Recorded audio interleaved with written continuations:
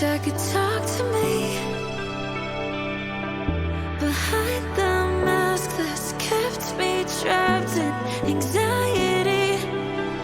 I know you're scared of diving deep, afraid of what's just out of reach. Take it in, just let it breathe. Sometimes the weight's too much to carry. When it gets heavy, feels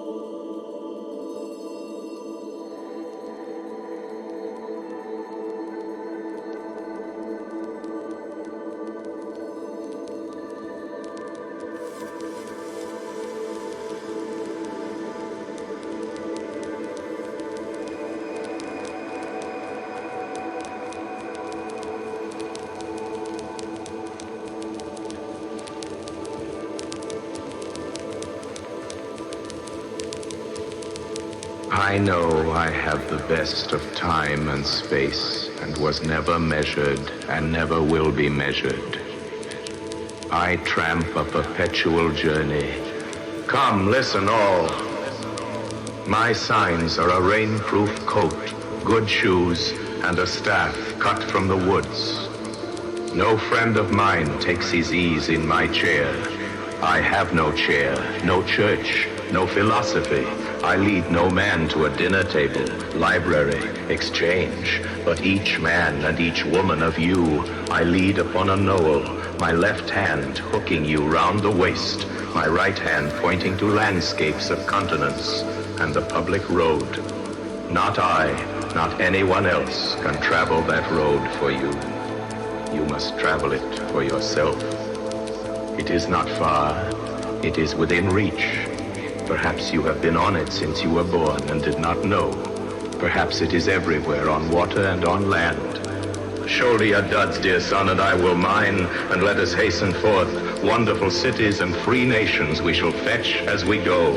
If you tire, give me both burdens, and rest the chuff of your hand on my hip, and in due time you shall repay the same service to me, for after we start, we never lie by again. This day before dawn, I ascended a hill and looked at the crowded heaven, and I said to my spirit, when we become the enfolders of those orbs, and the pleasure and knowledge of everything in them, shall we be filled and satisfied then? And my spirit said, no, we but level that lift to pass, and continue beyond.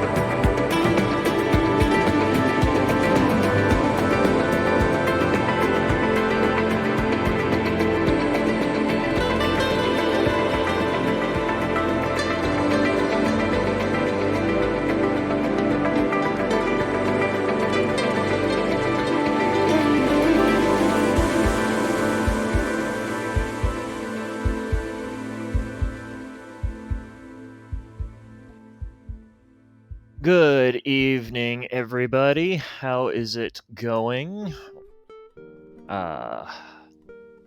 It's been going weird for me. It has been going very, very weird.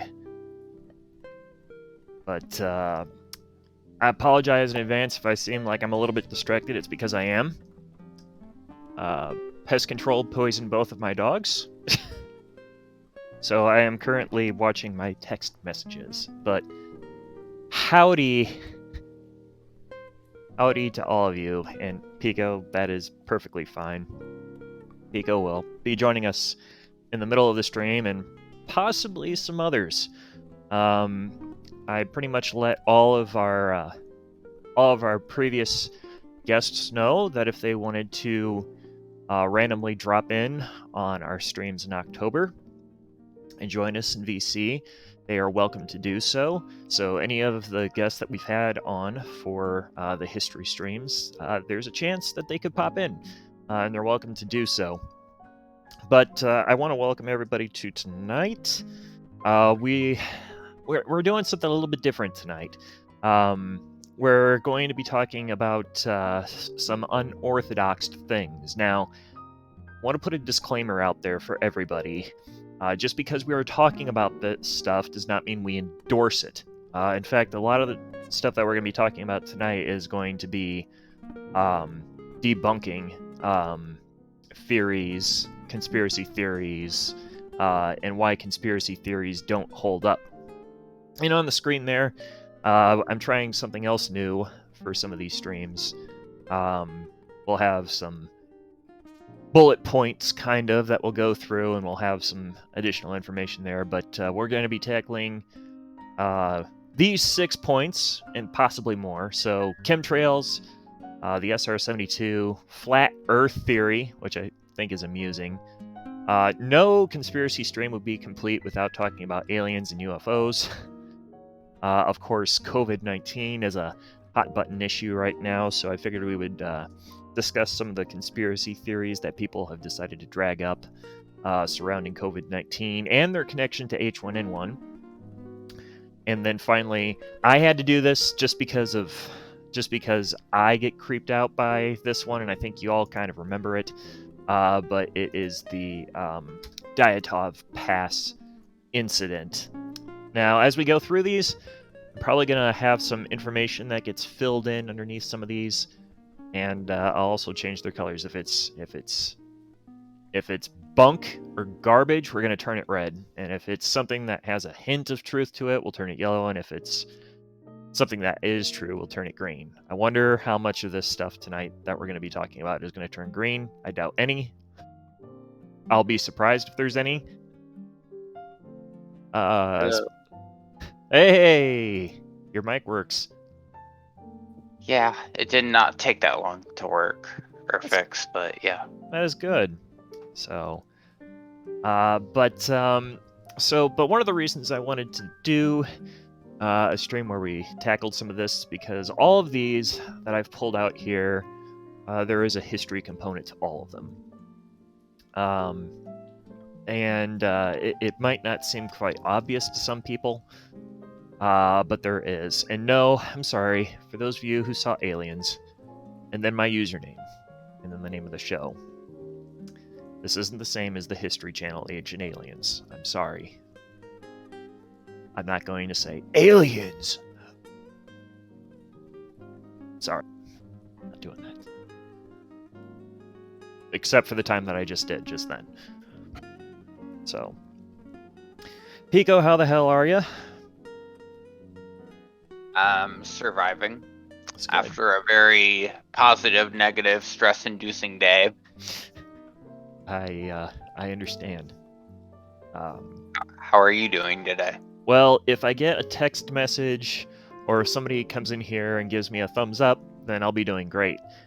If I get a text message that isn't so good, or I get somebody who comes into this room with a very forlorn face, it probably is going to mean that the stream is over.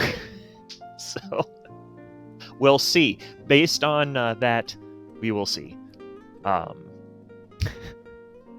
Interesting kind of day. So I guess the jury is still out. But I just got here. I know, Tattooed Historian. I know. But the stream isn't over yet. No, in fact, the stream is just beginning. And I actually don't anticipate that the stream will be ending early tonight. I anticipate that we are going to go along just fine. So let's jump right into some of this stuff. And, these are humdingers. These are humdingers.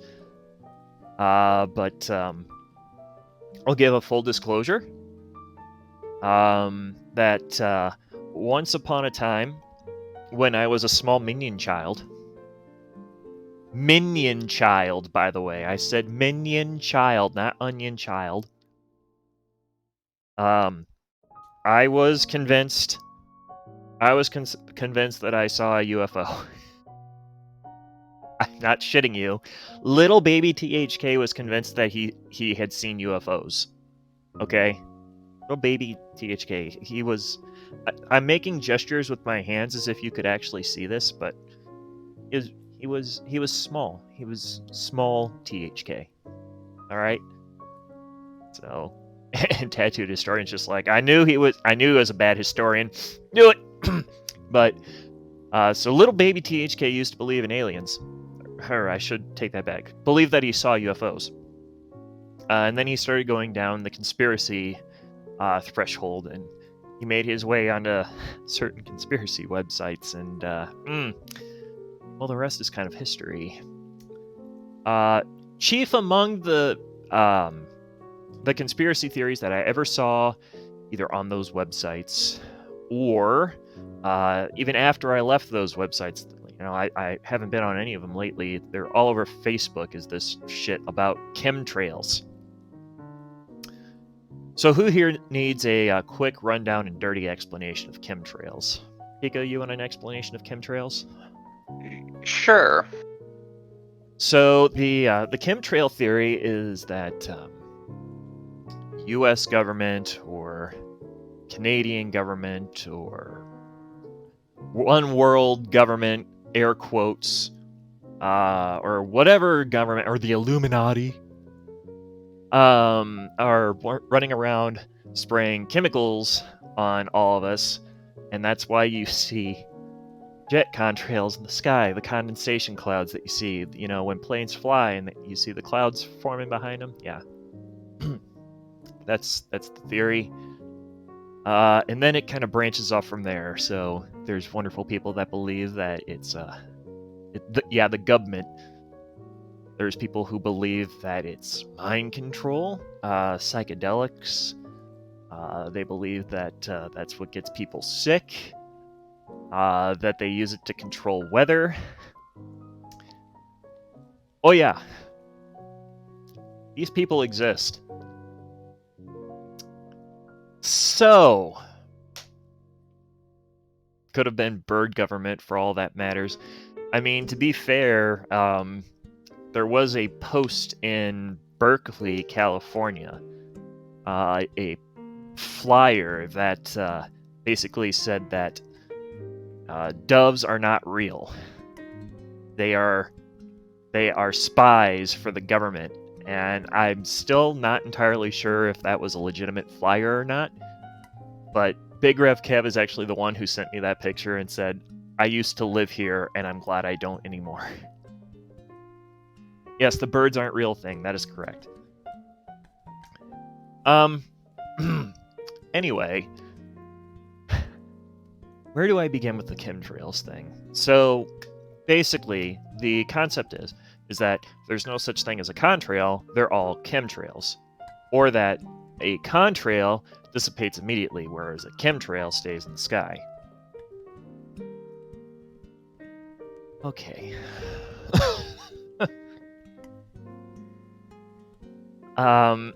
Anyway, the one of the other arguments there is that they've become more numerous in recent times.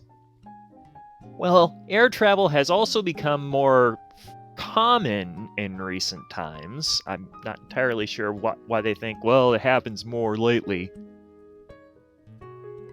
Yeah. And so part of the problem with this is that they're convinced, you know, well, weather is the same at all altitudes, I think, is where the problem is that everybody seems to think that the weather is the same at all altitudes, and it definitely is not. I will tell you right now, that's part of the reason that weather is because it's not the same at all altitudes. I can tell you right now that if a cloud formed above me currently, and it went up probably about 17,000 feet, at the top of that cloud would probably be nothing but snow. It is currently 60 degrees here, and the top of that cloud would be snowing. And that the cloud would probably change to rain and then snow again in the midst of that, before finally falling through the rest of the sky as rain and hitting the ground. And above that, it might be colder, it might be warmer. Then this all interacts with an aircraft's engines. How dense is the air? What's the moisture density of the atmosphere? How warm is it? How cold is it?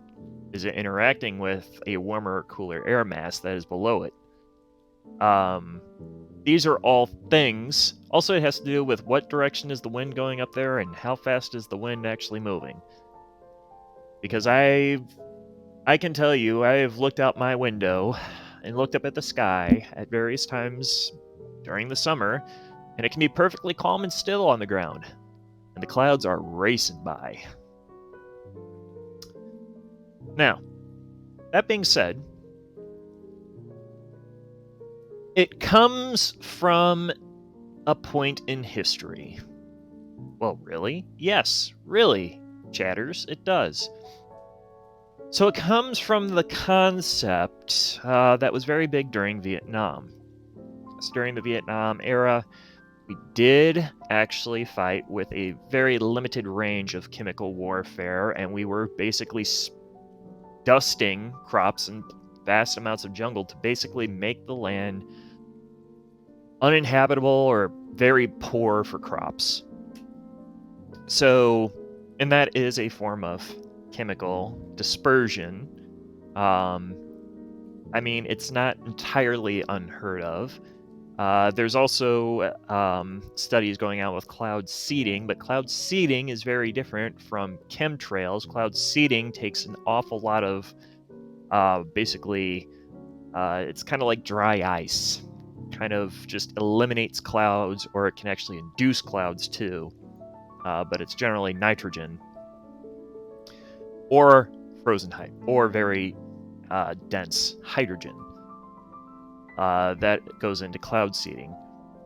And a lot of people read these documents and they say, aha, proof. Pico, what is the problem with you just reading something like that, not reading into it, and just seeing, hey, cloud seeding and modification, and saying that's proof of my hypothesis? Well, the problem with that is that not all sources are completely reliable. It is better to do research on many different websites and even opening up a few books and reading up on things like that, because not everything is true. Correct. It's good to get proof before you declare your opinion on something. Correct. So, and this is one of those really weird instances that we have found in history, where it's a conspiracy that's based in history, but it's based on bad interpretations of history.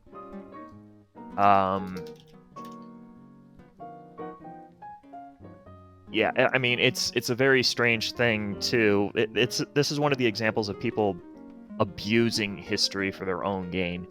So because, we used this one time in Vietnam, that's enough proof for us to say without a doubt, hey, they're spraying chemicals on us. They blamed Hurricane Katrina on that. They blamed the Eagle Pass tornado on chemtrails. They blamed the derecho that ran through here on chemtrails. Yeah, it's just kind of a disaster. So I think we're going to rate this one a hefty false rating, just because this is one that I always tend to go for, just because I have been at altitude. All right, I've been up at 17,000 feet. I've been up at 30,000 feet, which is where a lot of airliners fly. Guess what? Those are airliners. Will they mix it into the fuel? No. Jet fuel is jet fuel. All right, there's no two ways about it. Jet fuel is jet fuel. And I guarantee you, everybody in this chat has probably been up in the air at least once.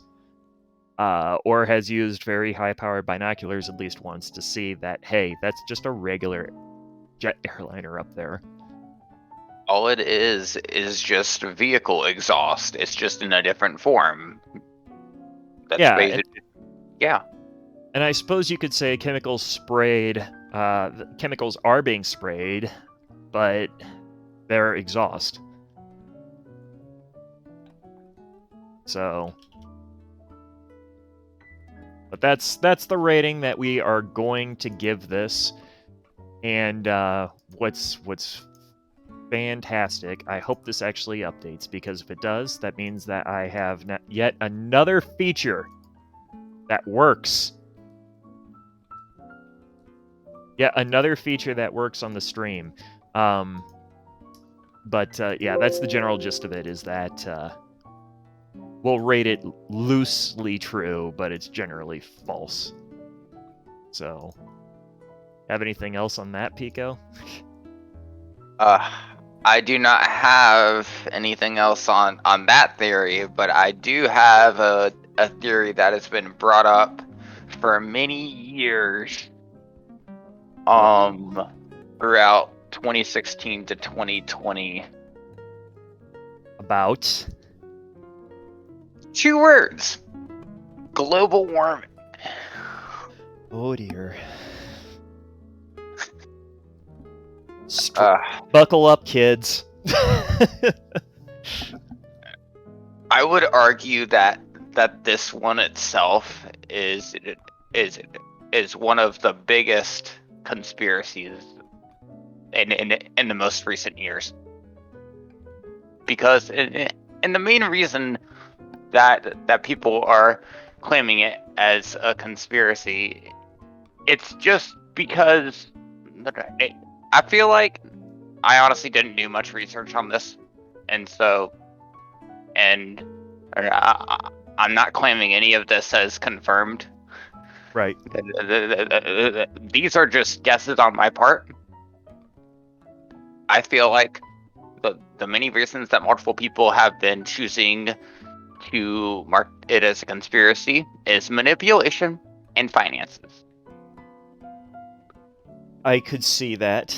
The one thing that I will say for the global warming conspiracies is there's a way to get rid of them. And I feel like people don't want to go down that path because it's going to take a lot of effort to do that in practice. But the way to get rid of them, depoliticize climate change. Yeah. If you just say, if you market everything, because a lot of the things with ways to curb climate change is about efficiency. If you just market the hell out of efficiency and how affordable something is, there. I mean, that's it. They aren't going to have anything to really bitch about then. So I would say, and I'm not going to say that there's not a lot to the global warming thing, because there is. There's a lot that goes into it. And I'm an armchair meteorologist. I'm not a climatologist, but what I'll say for it is that there is a lot that goes into it. There's a limited amount of data. But the information that we have is in favor of it being a thing that needs to be addressed, at least in some shape, way, or form. If for anything else, for a cleaner Earth. I mean, come on. And efficiency. Come on. Like, I drive a hybrid. All right? Guys, full disclosure, I drive a hybrid. Do you know how much I love filling my tank only 3 times a year? Pretty much. Fantastic. And you're saving a lot of money and the environment in the process. I am, and it's a 12-gallon fuel tank instead of the 16 that was on my gas vehicle. I mean, you know, that's the kind of stuff you should market it to. And then it takes the conspiracy component right out of it. Because nobody gives a shit then. Because they're so interested in the fact that they're saving money and how efficient and awesome it is. Just take that out of there. Just take it out of there. So, but yeah. I got to be careful with that one. And we'll have to be careful with the COVID-19 one, because the thing is, I don't want to get political. Yeah. So we really got to be careful with it. But again, I shouldn't have to worry about getting political with it. But it's just how it's been framed recently that causes the problem. So I was nervous about bringing the global warming up just it's for fine. that. It's fine. But yeah. But we'll move on here. The SR-72. So the reason I brought up the SR-72 is because we've talked about the SR-72. We talked about Aurora, and everybody wanted the Aurora to be a thing, and all that good stuff. But in reality and in practicality, there's really not a lot going on out there as far as that goes. A lot of things are being swapped over with drones. Drones are just highly more efficient. I mean, we know that there's a limited scope potential for this thing to exist, but by and large, Aurora literally was just the name that they gave to the program. And people, I was one of them too. This is another THK thing once again. I was one of those people. It's like, oh yeah, Aurora is definitely a thing. Well, Aurora definitely was a thing. It just wasn't what I thought it was. It was the B2. So, you know, this is again, it's another one of those things where you kind of hope for things to be real and they're actually not. And sometimes reality is a lot more boring. So you really want to hold on to the fiction, but it's not based in anything factual. So I don't know. Do you have anything you wanted to kind of add on to that? That's kind of a short and boring one, but I figured we would throw it out there since we've talked about it before.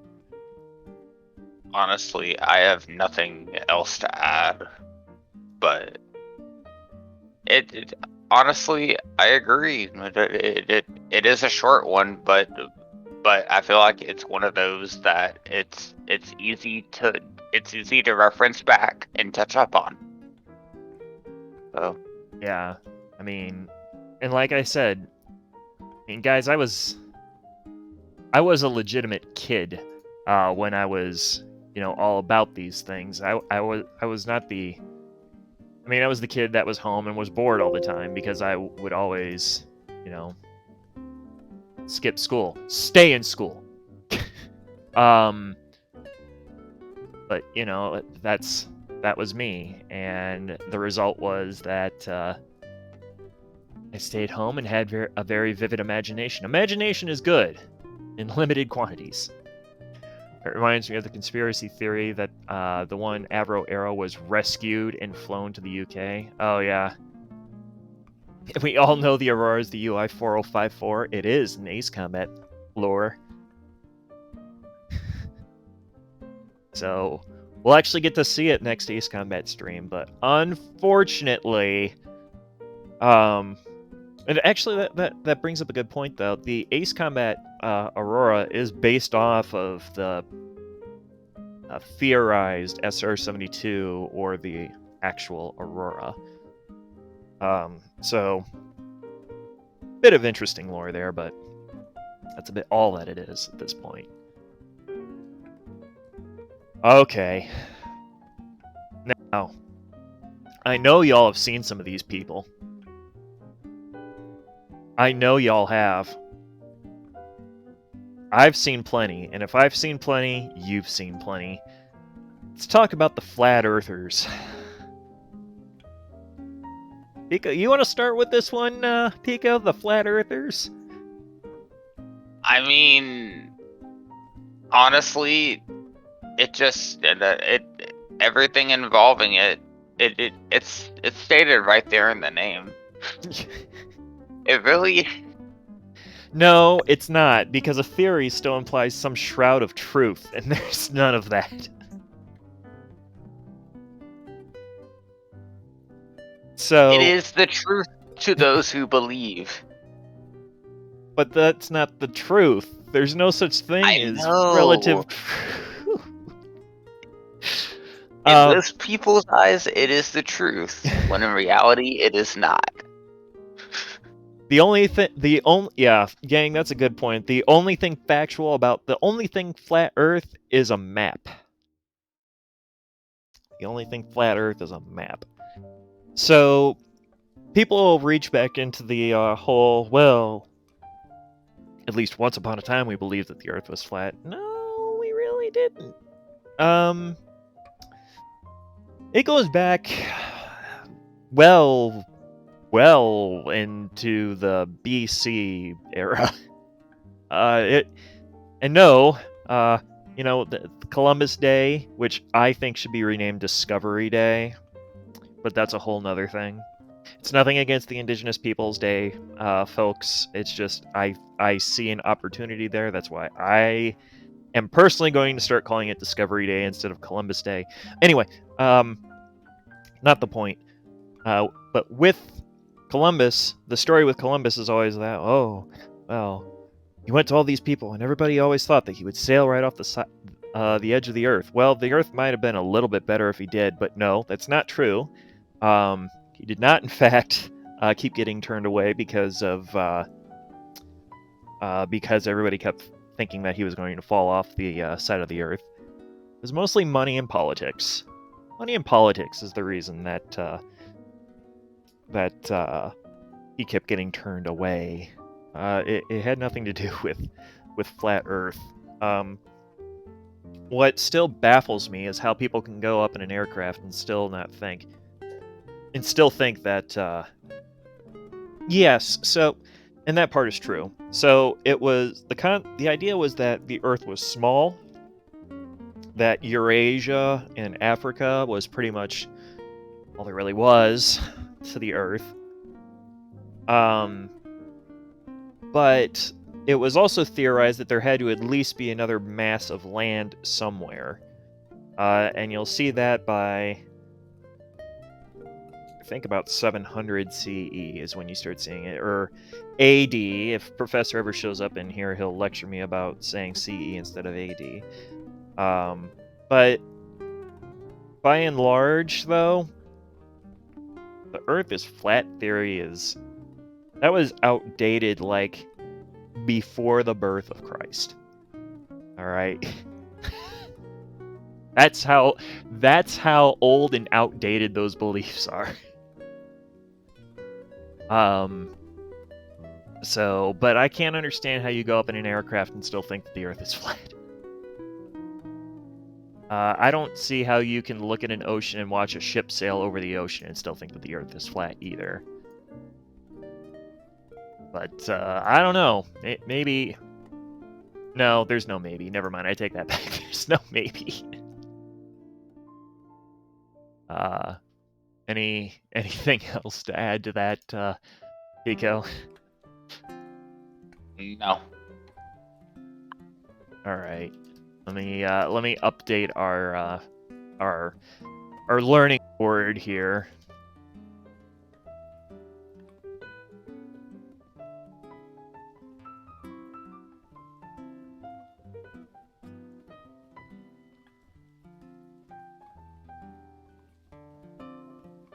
All right, we're gonna rate this one a good, healthy 100%.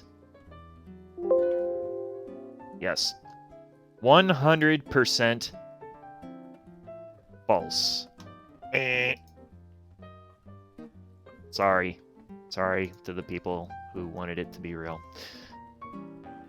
Minecraft being another example. Nice. Neil deGrasse Tyson, who said something to the effect of flat earthers always existing and being in the minority, but the internet and being... Yeah, but that's true of a lot of things, especially recently. Internet has made things worse, and the fact that, the anonymity of that had previously existed with forums and discussion boards and things like that. I used to think that was where most of the problems were going to be, and once you moved into a more public realm, it wasn't going to be as bad. But people are just as bad, if not worse, in the public realm as they were when they were anonymous. It's kind of weird to me. So, okay, here comes the big one, Pico. Here we go. I'm gonna let you start here. Keeping in mind that we're talking about both aliens and UFOs. So, okay, lead us here. So I'm going to start with the whole UFOs thing. Okay. People would occasionally just look in the sky, and basically they would just see aircrafts that they would not recognize, and in their eyes, they believed it was oddly shaped and to the point in which they do not believe it could have been created by people on Earth, and so they assume it is an extraterrestrial craft. I gotcha. And then they proceed to go to various media outlets and basically claim that they saw a UFO and that aliens were inside of it. I could give an example, but I do not think I should It's fine. speak of that. It is on a television show. That's what I'll say. And then there's the ones in which people claim that they were abducted and brought back. Yep. Yeah. That's all I gotta say. Yep. So, I will start here with my go-to when people talk about aliens. Is I run to the theory. I need to look up the name of this. I should have done it before the stream started, but I believe that it is a possibility for aliens to be out there. Aliens can exist in any shape, way, or form. However, I operate on the theory that one of two possibilities exist with aliens. A, they have received messages from us and they don't want to be found. B, they've received messages from us and they know better than to get involved because of what potential contamination or hazards that might cause. And I guess there's a third possibility, is just that 3, we've only beamed shit in such a limited, narrow scope that we actually legitimately haven't found anything. Do I think that there has been anything? Do I think we've been visited ever? I'm very sorry, guys, because I know there's at least 3. I know there's at least 3 of you guys, and I don't know if you're watching the stream right now. But I am sorry. I don't think they've been here. And if they have been here, they never stayed to make contact. They left. So I don't think we haven't been contacted. I don't think so. And I am of the opinion that we never will make contact. And I say that just off of the grounds that I started giving my justifications for. Because I think that another race would know that it's not a good idea, or the other race doesn't want to be found. So if they wanted to communicate, they would attempt to communicate. Right. So I'm of the opinion no. Now, let's talk about the UFO part. Yes. UFO phenomena, I do believe, is a thing. We do have documented evidence of UFOs, but let's break down the term real quick. UFO. It means an unidentified flying object, which could mean literally anything. It doesn't necessarily have to be out of this world for it to be classified as a UFO. UFOs just simply mean that they can't be identified. So UFO phenomena is 100% real. Now, as far as the things where it's moving in impossible ways, there's a couple of things that come to mind with this. The first one is that there are stories of fighter jockeys in the Nevada desert who are flying very conventional aircraft, F-18s, F-16s, things like that. And what they will do, what they are well aware of the fact that there are people who are camping in the desert. And a lot of times, those types of people who randomly go camping in the desert probably have some, let's just say, helpful, imaginative aids with them. And they will ingest said imaginative aids. And the fighter jockeys know this. probably because those fighter jockeys used to be one of them themselves. And what they will do, and again, this is a story that actually exists, they'll get really low, and they will run with no AB and turn off the guiding lights on the aircraft. They'll get right in close, and like right when they're right over the campfire, they'll turn all the lights on and throttle the engines and go full AB and shoot up into the sky pretty much. So some of the UFOs are just fighter jockeys doing fighter jockey things. Now, in recent years, we've also seen stories of UAV swarms, drone swarms, and things like that. There was a story just recently of, I think it was in Taiwan. Where they have the little drone light shows in the sky. Well, someone apparently had problems with one of the systems, and all the drones started falling out of the sky and raining on the streets, which would be like a nightmare to me. But drones, we know, can be coordinated in such a way that they can swarm things. Of course, they're not piloted, they're small, they're capable of pretty decent amount of speeds, and they can actually stop and make these really extreme angles and have these really weird trajectories that are not suitable for a normal human person to actually fly. So for that, UFOs, yeah, they could be a number of different things that are legitimate.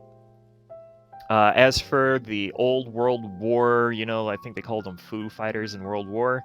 It could be a number of different things. You have to remember what the skies looked like largely over Europe during World War II. You're talking about an incredible amount of flak. Rockets are just coming on the scene. Rockets, missiles, jet engines. And a lot of these pilots don't have a lot of experience actually seeing some of this stuff. So it is very feasible and reasonable for them to see something trailing along the edge of the aircraft or keeping in time, and it just being a misidentified object, a missile or a jet aircraft or something of the sort. Because we also know of the comets. The comets were aircraft that were basically extremely fast, supersonic aircraft that the Germans had, but they were suicide aircraft, and their mission pretty much was to ram into things. They were kind of like a human-guided missile. So that's the extent of that. So unfortunately, I would have to say that it's only a mix of reality for aliens and UFOs, and some of you are going to boo, but that's where I'm going. Pico, did you have anything that you wanted to add to that before I make it final? Honestly, not really. I have nothing else to say. I'm just talking about this is just giving me flashbacks to a TV show that my family watches. Which TV? Just tell me which TV show it is. Go ahead. I would argue that this TV show is famous for some sort of propaganda, but Ancient Aliens. I was about to say, is it Ancient Aliens? Yes. Yeah. I should have known better. Aliens. Yep. I even did the thing when we started. So, I'm sorry. Aliens. All right. Hand gestures, yes. Next one. This is the big one.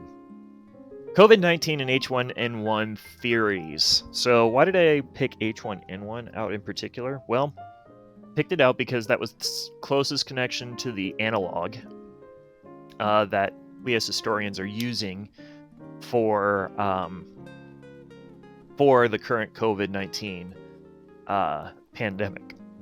And Spanish flu, more appropriately known as H1N1, is the analog that we draw for that. Now, there are conspiracies on both sides of this, and I'm going to hit both of them.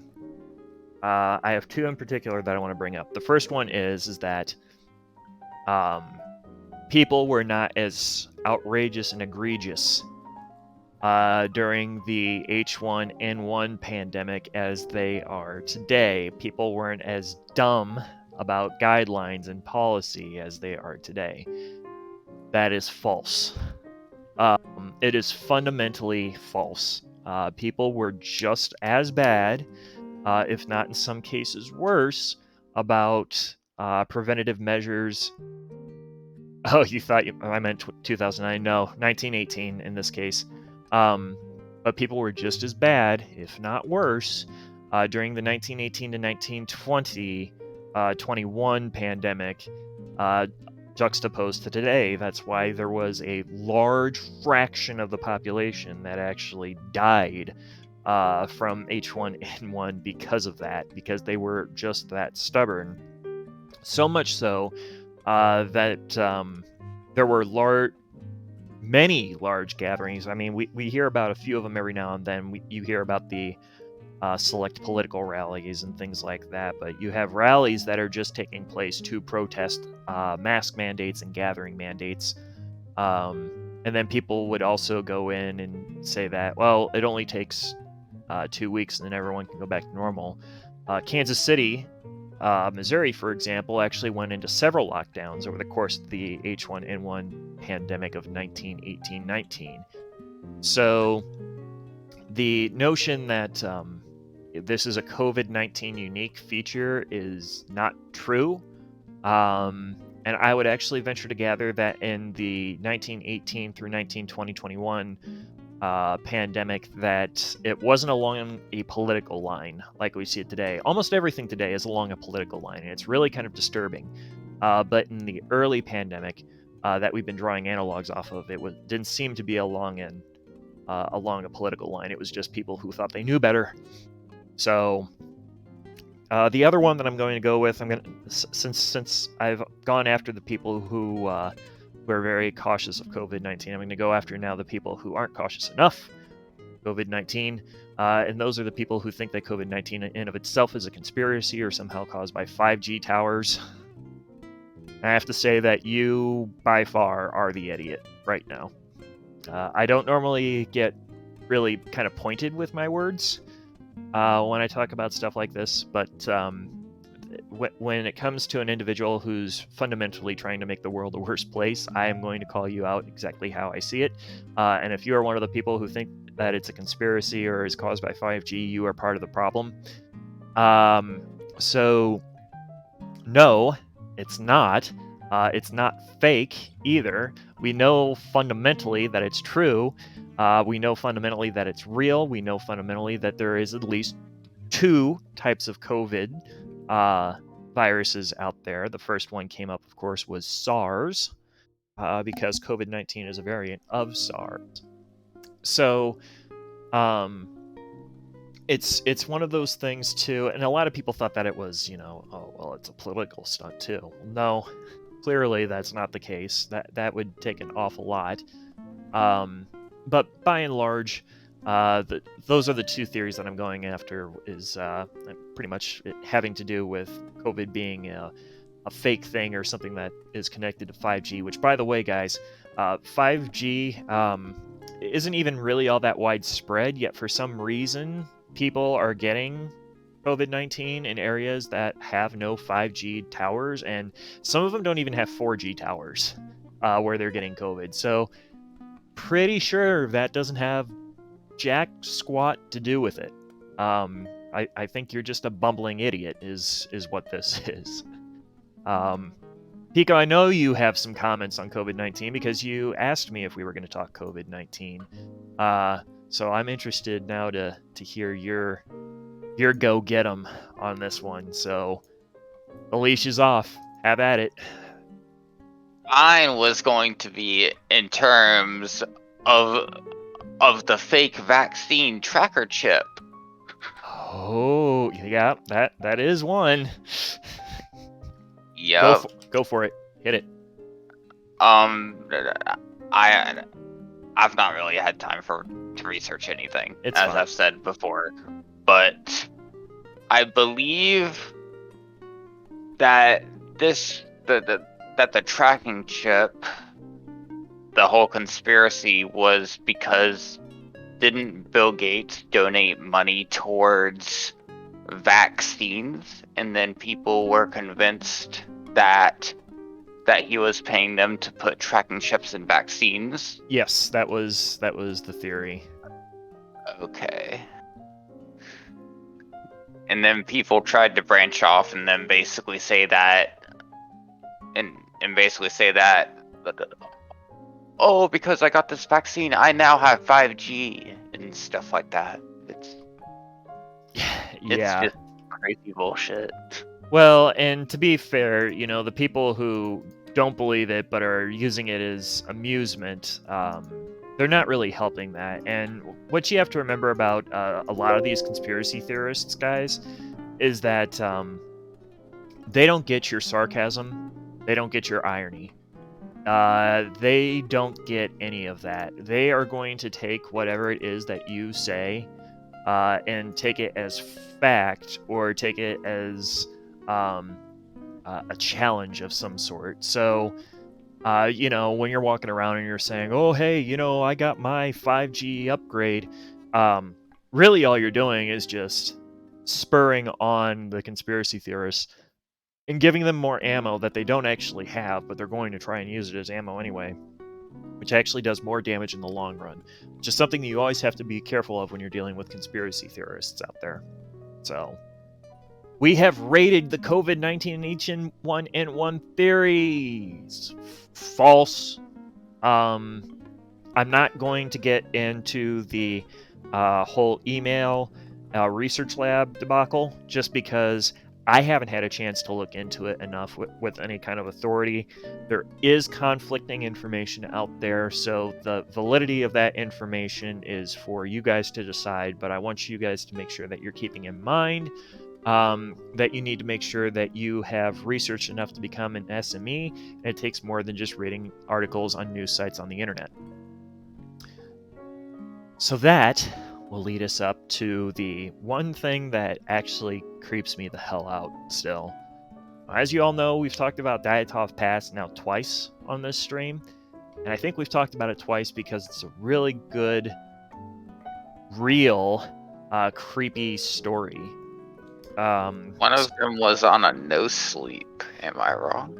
Well, yes. Okay, so 3. We've brought it up 3 times. But Diatov Pass is very kind of strange, and it has a lot of different conspiracy theories. The ultimate and current running theory is that it was an avalanche, and hypothermia combined with an avalanche caused individuals in the tent to react the way that they did. For those of you who need a quick rundown, this is a 1950s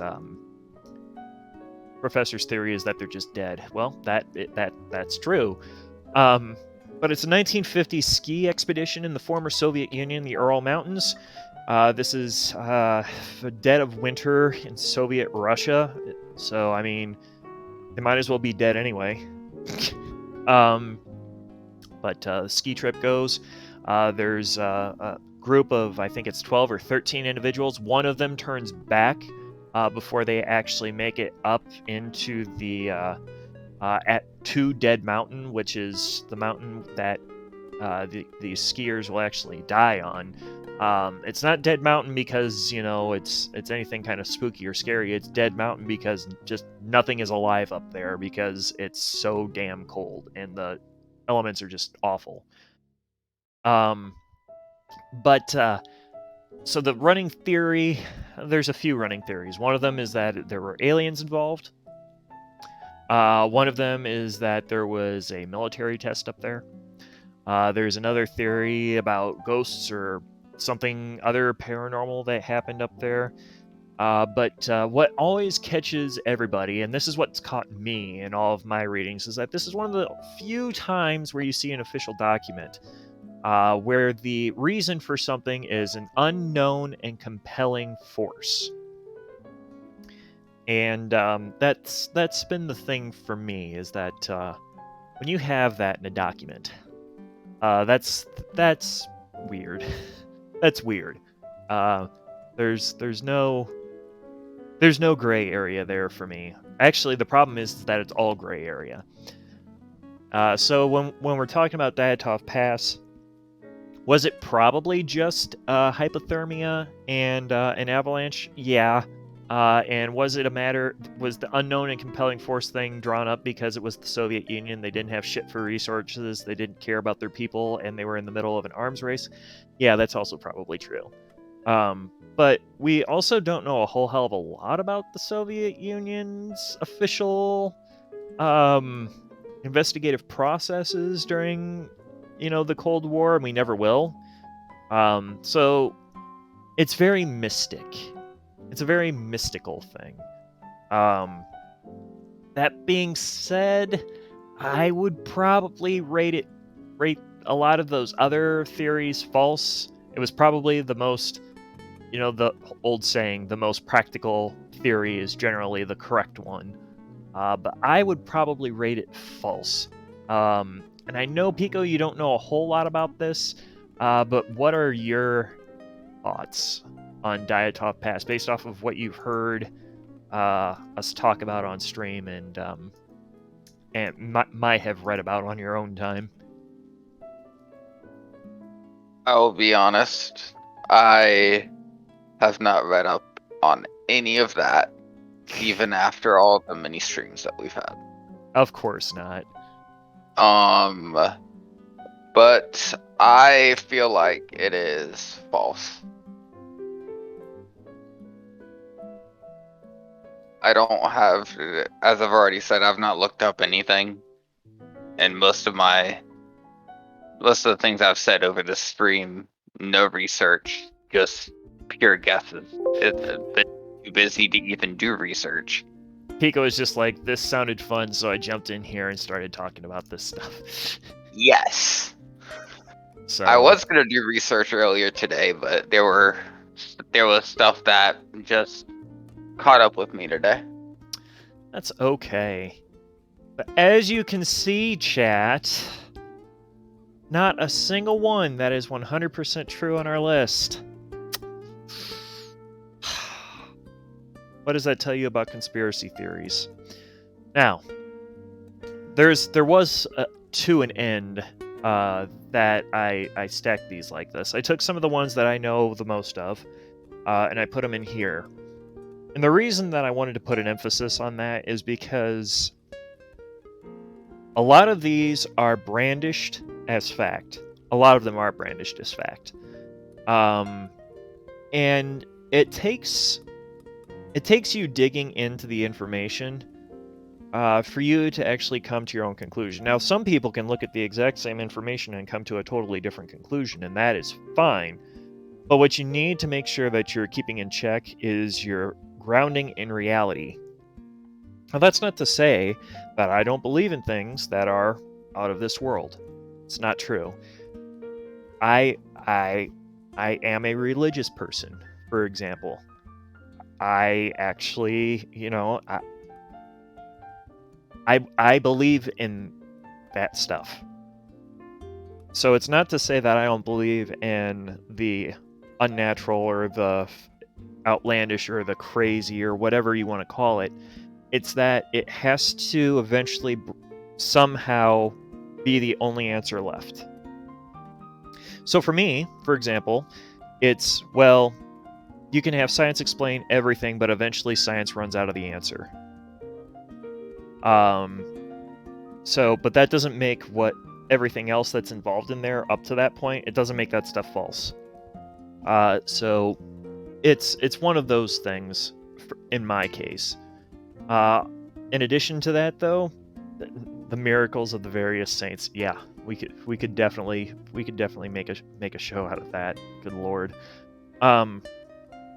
But when I'm dealing with conspiracy theories or even things that are just wild and crazy and insane, that might kind of pique my own faith of sorts, I really start, looking at that as much as I can subjectively.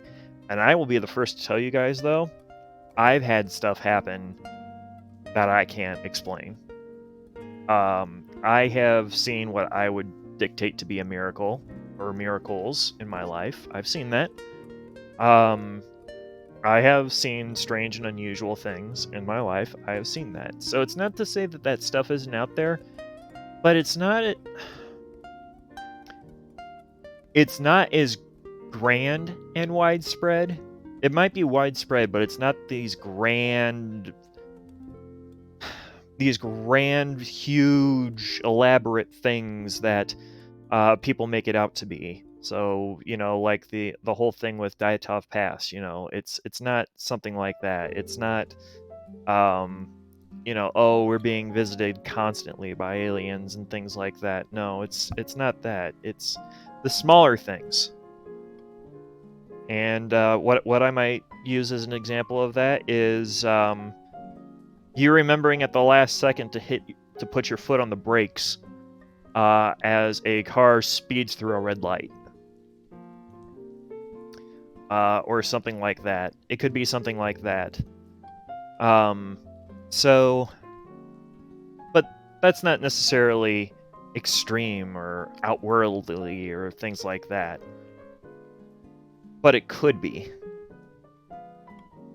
But people want something to be so mysterious so bad sometimes that they create things, and when they can't find anything, or they can't be appreciative of what they have, or they can't be sated with the things that are around them that they could learn more about or are currently mysterious or there's very little on, they proceed to go and they reach out and they create conspiracy theories like all the shit that we see on the screen here.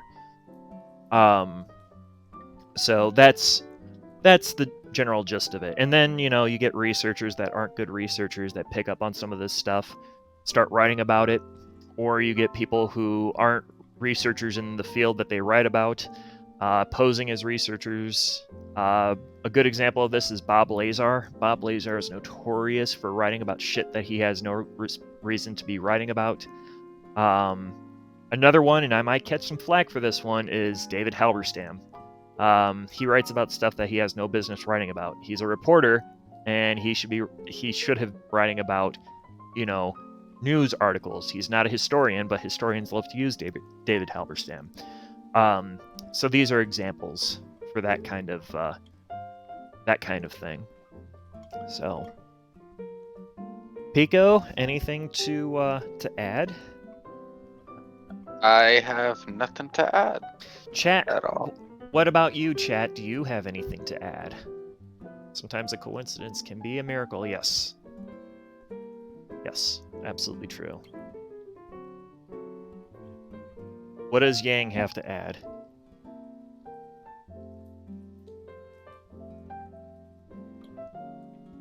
Yang's just going to be just like, nothing. I'm glad we made it fun to listen to. Thank you. To add that I've had my own unnatural experiences and paranormal experiences. Yep. And I believe that, Professor. I don't disbelieve people who have had those kinds of experiences. But I will say that it's good to come at them from a skeptic point of mind, just because it helps you get to the correct answers faster. And a correct answer, even as a skeptic, can mean that it is paranormal or abnormal or unnatural. Being a skeptic doesn't mean that you've written that off. It means that you're coming to the most likely conclusion. So, Occam's razor, yes.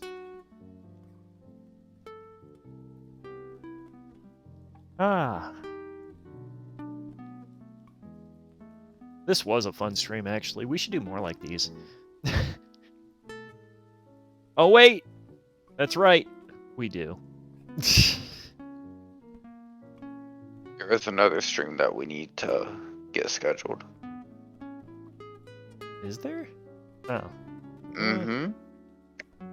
You'll have to remind me. Cursed food tier list? Oh, yes, the cursed food tier list, yes. But yes, be skeptical of things and trust but verify. Correct. That's good information that I've given you. Well, chat, I believe that it is about that time Tattooed Historian, who was in here earlier, is streaming some War Thunder. We are going to be streaming here again in about an hour, but I think in the meantime, guys, I think I'm going to go ahead and send you over to hang out for a little bit with Tattooed Historian, but make sure you jump back over with us either afterwards or during even. I mean, I don't care if you leave us on mute if you get some good information out of Tattooed Historian, but make sure you join us in about an hour. We'll be getting back to Tales of Arise, and we'll be seeing what's going on with the yogurt people. Professor's favorite. So, Pico, appreciate you being on. Again, to anybody in here who has the Historian VC rank or status or whatever it is that I have in the server, you catch us doing a history stream this month, jump in. You don't have to make any kind of reservations or anything. You can just jump right in and join us. So that should make it fun. Next one I think is going to be a drunk history, so that'll be even more fun. But with that, Pico, thanks again. And to the rest of you, thank you for being here and making this fun. And we'll see you shortly.